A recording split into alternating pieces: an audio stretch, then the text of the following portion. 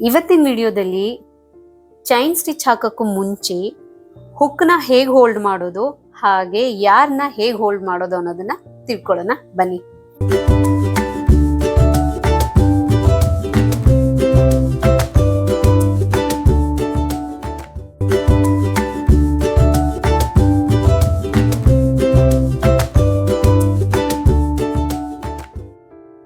Hi crochet lovers, ನಿಮ್ಗೆಲ್ಲ Shri crochet ಹಬ್ಗೆ ಸ್ವಾಗತ. ನಾನು ನಿಮ್ ಶ್ರೀದೇವಿ. ಇವತ್ತಿನ ವಿಡಿಯೋದಲ್ಲಿ ಚೈನ್ ಸ್ಟಿಚ್ ಹಾಕೋಕ್ಕೂ ಮುಂಚೆ ನಮ್ಗೆ ಒಂದು ಇಂಪಾರ್ಟೆಂಟ್ ರೂಲ್ನ ಫಾಲೋ ಮಾಡಬೇಕು ಅಂತಂದ್ರೆ ಹೌ ಟು ಹೋಲ್ಡ್ ದ ಹುಕ್ನ ನೀವು ಹೇಗೆ ಹೋಲ್ಡ್ ಮಾಡಿದ್ರೆ ನಿಮ್ಮ ಸ್ಟಿಚಸ್ ನೀಟಾಗಿ ಬರುತ್ತೆ, ಹಾಗೆ ಯಾರನ್ನ ಹೇಗೆ ಹೋಲ್ಡ್ ಮಾಡಬೇಕು ನಮ್ಮ ಫಿಂಗರಿಗೆ ಹರ್ಟ್ ಆಗದೆ ಇರೋ ತರ ಅನ್ನೋದನ್ನ ತಿಳ್ಕೊಳ್ಳೋಣ. ಫಸ್ಟ್ ಹುಕ್ ಹೋಲ್ಡ್ ಮಾಡೋದ್ರಲ್ಲಿ 2 ಮೆಥಡ್ಸ್ ಇದೆ. ಒಂದು ನೈಫ್ ಮೆಥಡ್ ಅಂತ ಹೇಳ್ತೀವಿ, ಇನ್ನೊಂದು ಪೆನ್ಸಿಲ್ ಅಥವಾ ಪೆನ್ ಮೆಥಡ್. ನೈಫ್ ಮೆಥಡ್ ಅಂತಂದ್ರೆ ನಾವೀಗ ತರಕಾರಿ ಎಲ್ಲ ಕಟ್ ಮಾಡ್ಬೇಕಾದ್ರೆ ಹೇಗೆ ಹಿಡ್ಕೊಳ್ತೀವಿ ನೈಫ್ನ? ಈ ತರ ಅಲ್ವಾ, ಈ ತರ. ಇಫ್ ಇಟ್ ಈಸ್ ನೈಫ್, ಇದು ನೈಫ್ ಅಂದ್ರೆ ನಾವೇನ್ ಹಿಡ್ಕೊಳ್ತೀವಿ, ಈ ತರ ಹಿಡ್ಕೊಳ್ತೀವಿ, ರೈಟ್? ಈ ತರ ಹಿಡ್ಕೊಂಡು ಹೀಗೆ ಕಟ್ ಮಾಡ್ತಾ ಇರ್ತೀವಿ. ಇದನ್ನ ನೈಫ್ ಮೆಥಡ್ ಅಂತ ಹೇಳ್ತಾರೆ. ಈ ತರ ಹೋಲ್ಡ್ ಮಾಡೋದನ್ನ ನೈಫ್ ಮೆಥಡ್ ಅಂತ ಹೇಳ್ತೀವಿ. ಇನ್ನೊಂದು ಪೆನ್ ಮೆಥಡ್. ಪೆನ್ ಅಂದ್ರೆ ಹೌ ವಿ ಹೋಲ್ಡ್ ಪೆನ್, ಹೀಗಲ್ವಾ? ಪೆನ್ ಹೀಗೆ ಹಿಡ್ಕೋತೀವಲ್ವಾ? ಈ ತರ ಹಿಡ್ಕೊಳ್ಳೋದನ್ನ ಪೆನ್ ಮೆಥಡ್ ಅಂತ ಹೇಳ್ತೀವಿ. ಈ 2 ಮೆಥಡ್ ಅಲ್ಲಿ ನೀವು ಹುಕ್ನ ಹೋಲ್ಡ್ ಮಾಡ್ಬೋದು. ಐದರ್ ನೀವು ಹುಕ್ನ ನೈಫ್ ಮೆಥಡ್ ಅಲ್ಲಾದ್ರೂ ಹೋಲ್ಡ್ ಮಾಡಿ, ಇಲ್ಲ ಪೆನ್ ಮೆಥಡ್ ಅಲ್ಲಾದ್ರೂ ಹೋಲ್ಡ್ ಮಾಡಿ, which is convenient for you. ನಿಮ್ಗೆ ಯಾವ್ದು ಮೋಸ್ಟ್ ಕಂಫರ್ಟಬಲ್ ಆಗಿರುತ್ತೋ ಹಾಗೆ ಮಾಡಿ. ನಾನು ಸಮ್ ಟೈಮ್ ನೈಫ್ ಮೆಥಡ್ ಅಲ್ಲಿ ಯೂಸ್ ಮಾಡ್ತೀನಿ, ಸಮ್ ಟೈಮ್ ಪೆನ್ ಮೆಥಡ್ ಅಲ್ಲಿ ಯೂಸ್ ಮಾಡ್ತೀನಿ, depending upon my stitch and my work. ಹಾಗಾಗಿ ನನಗೆ ಸಮ್ ಟೈಮ್ ನಂಗೆ ಎರಡೂ ಕಂಫರ್ಟಬಲ್ ಅನ್ಸುತ್ತೆ. ನಿಮಗೆ ಯಾವ್ದು ಕನ್ವೀನಿಯಂಟ್ ಇರುತ್ತೋ, ನೀವು ಯಾವ್ದನ್ನ ಪ್ರಾಕ್ಟೀಸ್ ಮಾಡ್ತೀರೋ ಅದೇ ರೀತಿ ನಿಮ್ ಕೈ ಕುತ್ಕೊಳ್ಳುತ್ತೆ ಅಂತ ಹೇಳ್ತೀವಲ್ವಾ, ಪ್ರಾಕ್ಟೀಸ್ ಮಾಡ್ತಾ ಮಾಡ್ತಾ. ಹಾಗೇನೆ ನೀವು 2 ಮೆಥಡ್ ಯೂಸ್ ಮಾಡ್ಬೋದು, ಇಲ್ಲ ಯಾವ್ದಾದ್ರು ಒಂದ್ ಮೆಥಡ್ ಯೂಸ್ ಮಾಡ್ಬೋದು. ಇಲ್ಲ ನಿಮಗೆ ಬೇರೆ ರೀತಿ ಹಿಡ್ಕೊಳಕ್ಕೆ ಸರಿ ಹೋಗುತ್ತೆ ಅನ್ನೋದಾದ್ರೆ ನೀವು ಆ ವೇನಲ್ಲೂ ಕೂಡ ಮಾಡ್ಬೋದು. ಓಕೆ, ಇನ್ನು ಯಾರನ್ನ ಹೇಗ್ ಹೋಲ್ಡ್ ಮಾಡೋದು? ಯಾರನ್ನ ಒಬ್ಬೊಬ್ರು ಒಂದೊಂದ್ ತರ ಹೋಲ್ಡ್ ಮಾಡ್ತಾರೆ. ಕೆಲವರು ಈ ಯಾರನ್ನ ಫಸ್ಟ್ ಹೀಗೆ ಸ್ವಲ್ಪ ಹೀಗೆ ಸುತ್ಕೊಳ್ತಾರೆ. ಹೀಗೆ ಸುತ್ಕೊಂಡು ಅವರು ಹೀಗೆ ವರ್ಕ್ ಮಾಡ್ತಾರೆ.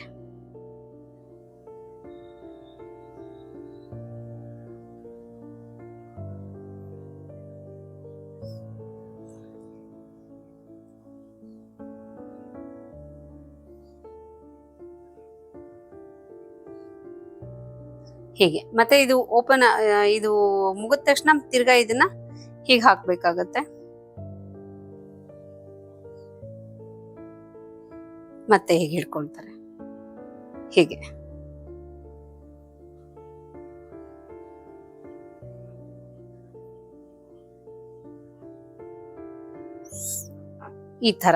ಈ ತರನು ಹೋಲ್ಡ್ ಮಾಡ್ಬೋದು.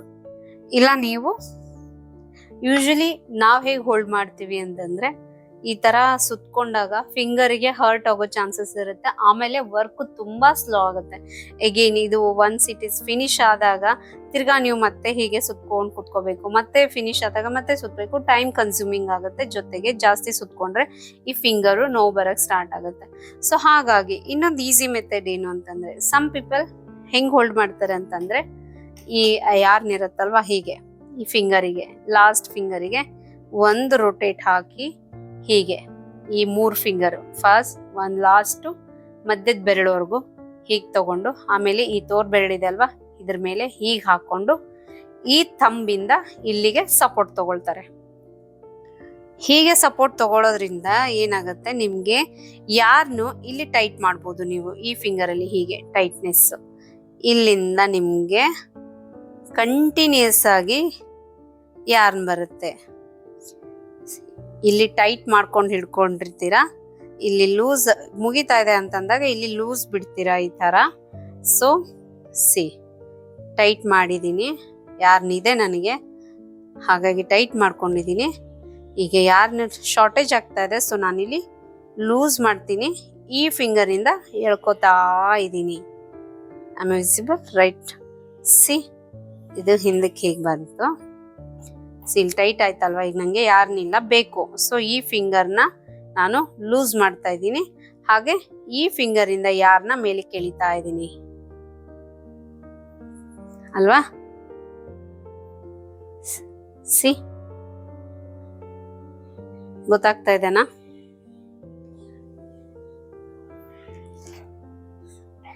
ಇಲ್ಲಿ ಲೂಸ್ ಮಾಡಿದಾಗ, ಈ ಫಿಂಗರ್ ಲೂಸ್ ಮಾಡಿದಾಗ ಈ ಫಿಂಗರು ಮೇಲಕ್ಕೆ ಎತ್ಕೋಬೇಕು ಹೀಗೆ ಸ್ವಲ್ಪ. ಸಿ ಹೀಗೆ. ಮತ್ತೆ ಇಲ್ಲಿ ಇದನ್ನ ಟೈಟ್ ಮಾಡಿಕೊಂಡು ಮತ್ತೆ ನೀವಿಲ್ಲಿ ಸ್ಟಿಚಸ್ನ ಕಂಟಿನ್ಯೂ ಮಾಡಿ. ಹಾಗೆ ಮುಗಿತಲ್ವಾ. ಮತ್ತೆ ಈಗ ಈ ಫಿಂಗರ್ನ ಲೂಸ್ ಮಾಡಿಕೊಂಡು ಈ ಫಿಂಗರ್ ಇಂದ ಯಾರನ್ನ ಎಳ್ಕೊಂಡು ತಿರ್ಗಾ ನೀವು ಸ್ಟಿಚಸ್ನ ಕಂಟಿನ್ಯೂ ಮಾಡಿ. ಈ ತರ ಇದು ಒಂದು ಮೆಥಡು. ಹಾಗೆ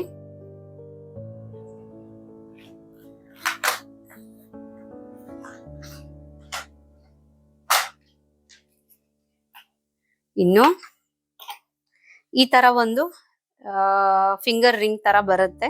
ಸೊ ಅದನ್ನ ಈ ತರ ಹಾಕೊಂಡು ನೀವು ಯಾರ್ನಿದೆ ಅಲ್ವಾ, ನಾವು ವರ್ಕ್ ಮಾಡೋದು ಇಲ್ಲಿಂದ ಅಲ್ವಾ. ಸೊ ಹಾಗಾಗಿ ಈ ಫಿಂಗರಿಗೆ ಕೆಲವರು ಈ ಫಿಂಗರ್ ಪ್ರಿಫರ್ ಮಾಡ್ತಾರೆ, ಬಟ್ ನನಗೆ ಈ ಫಿಂಗರಿಗೆ ಕನ್ವೀನಿಯಂಟ್ ಅನ್ಸುತ್ತೆ. ಸಿ ಇದನ್ನ ಈ ತರ ಲಾಕ್ ಮಾಡ್ಕೊಂಡು ಇದ್ರೊಳಗಡೆ ಈ ತರ ಇದನ್ನ ಸಿಗಿಸ್ಕೊಂಡ್ಬಿಡಿ. ಈ ತರ ಹೋಗೋದೇ ಇಲ್ಲ ಅದೆಲ್ಲೂ. ಈ ತರ ಓಕೆ. ನಿಮ್ಗೆ ಎಲ್ಲೂ ಇದನ್ನ ಅದೇ ಇಲ್ಲಿ ಟೈಟ್ ಮಾಡೋ ಇಲ್ಲಿ ಲೂಸ್ ಮಾಡೋ ನೆಸೆಸಿಟಿ ಇರಲ್ಲ. ಇದನ್ನ ಹಾಕೊಂಡ್ಬಿಟ್ಟು ಏನೇ ಅಂದ್ರೂ ನಮ್ಗೆ ಈ ಫಿಂಗರ್ ಸಪೋರ್ಟ್ ಬೇಕೇ ಬೇಕು. ಇಲ್ಲಿ ಟೈಟ್ ಆಗಿ ಹಿಡ್ಕೊಳ್ಳೋ ನೆಸೆಸಿಟಿ ಇರಲ್ಲ. ಸೊ ಡೈರೆಕ್ಟ್ ಆಗಿ ಇಲ್ಲಿಂದ ನಿಮ್ಗೆ ಯಾನ್ ಸಿಕ್ಕತ್ತೆ. ಸಿ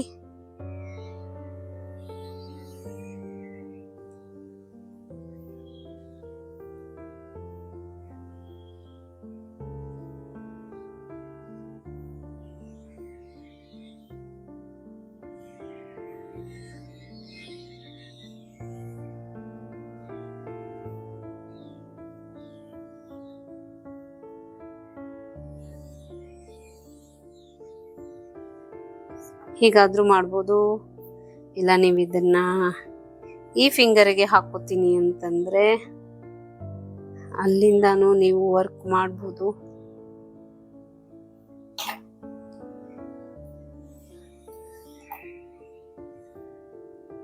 ನನ್ಗೇನ್ ಅನ್ಸುತ್ತೆ, ನಾನು ಈ ಫಿಂಗರಿಗೆ ರಿಂಗ್ ಹಾಕ್ದಾಗ ಅಗೇನ್ ನನ್ಗೆ ಇಲ್ಲಿ ಟೈಟ್ ಆಗಿ ಹೋಲ್ಡ್ ಮಾಡ್ಬೇಕು ಅನ್ಸುತ್ತೆ. ಇಲ್ಲ ಅಂತಂದ್ರೆ ತುಂಬಾ ಸ್ಪೀಡ್ ಆಗಿ ಬರ್ತಾ ಇರುತ್ತೆ ಇಲ್ಲಿಂದ. ನಂಗದು ಹಾಕೋದಿಕ್ಕೆ ತುಂಬಾ ಸ್ಟಿಚಸ್ ಮಾಡೋದಕ್ಕೆ ತುಂಬಾ ಕಂಫರ್ಟ್ ಅನ್ಸಲ್ಲ. ಸೊ ಹಾಗಾಗಿ ನಾನು ಮತ್ತೆ ತಿರ್ಗಾ ಇದನ್ನ ಇಲ್ಲಿ ಟೈಟ್ ಆಗಿ ಹೋಲ್ಡ್ ಮಾಡ್ಬೇಕಾಗತ್ತೆ ಆ ಫಿಂಗರಿಗೆ ಹಾಕಿದ್ರೆ.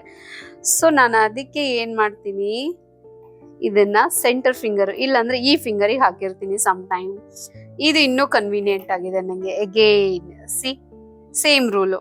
ಸ್ಟಾರ್ಟಿಂಗ್ ಅಲ್ಲಿ ವಿತೌಟ್ ರಿಂಗ್ ನಾನು ಹೇಳ್ದೆ ಅಲ್ವಾ, ಆ ತರ ನಂಗಿದು.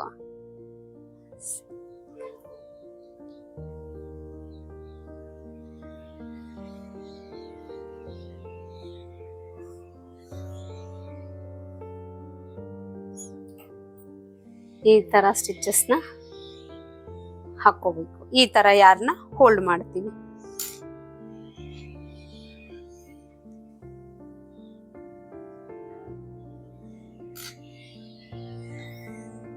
ಈ ಎರಡು ವೇನಲ್ಲಿ ಯಾರನ್ನ ಹೋಲ್ಡ್ ಮಾಡ್ತೀವಿ. ಹಾಗೆ ಒಂದು ನೈಫ್ ಮೆಥಡ್ ಇಲ್ಲ ಒಂದು ಪೆನ್ ಮೆಥಡ್. ಸೊ ನಾನು ನಿಮ್ಗೆ ಪೆನ್ ಮೆಥಡ್ ಅಲ್ಲಿ ತೋರಿಸ್ಲಿಲ್ಲ ಅಲ್ವಾ ಹೇಗೆ ಸ್ಟಿಚಸ್ ಹಾಕೋದು ಅಂತ. ನಾನು ಇಷ್ಟೊತ್ತು ನೈಫ್ ಮೆಥಡ್ ಅಲ್ಲಿ ಮಾಡಿದ್ದೆ. ಸೊ ನಾನು ಇವಾಗ ಪೆನ್ ಮೆಥಡ್ ಯೂಸ್ ಮಾಡ್ತಾ ಇದ್ದೀನಿ. ಸಿ ಪೆನ್ ಹಿಡ್ಕೊಳ್ತೀವಲ್ವಾ ಹಾಗೆ.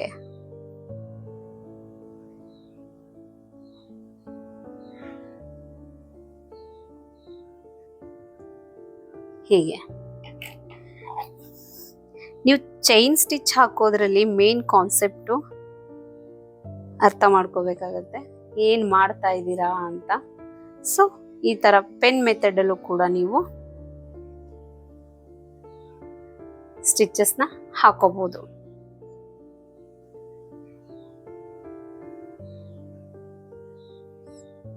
ಹೀಗೆ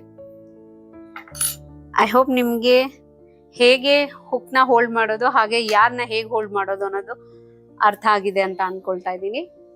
ಸೊ ನೆಕ್ಸ್ಟ್ ವಿಡಿಯೋದಲ್ಲಿ ನಾವು ನಮ್ಮ ಫಸ್ಟ್ ಸ್ಲಿಪ್ ನಾಟ್ ಹಾಕೋದು ಹೇಗೆ ಹಾಗೆ ಚೈನ್ ಸ್ಟಿಚ್ ಹಾಕೋದು ಹೇಗೆ ಅನ್ನೋದನ್ನ ತಿಳಿಸ್ಕೊಡ್ತೀನಿ. ವಿಡಿಯೋಸ್ ಇಷ್ಟ ಆಗ್ತಾ ಇದ್ರೆ ಚಾನೆಲ್ನ ಸಬ್ಸ್ಕ್ರೈಬ್ ಮಾಡ್ಕೊಳ್ಳಿ, ಲೈಕ್ ಮಾಡಿ, ಶೇರ್ ಮಾಡಿ. ಸೊ ನೆಕ್ಸ್ಟ್ ವಿಡಿಯೋದಲ್ಲಿ ಸಿಗೋಣ. ಅಲ್ಲಿವರೆಗೂ ಟೇಕ್ ಕೇರ್, ಬಾಯ್.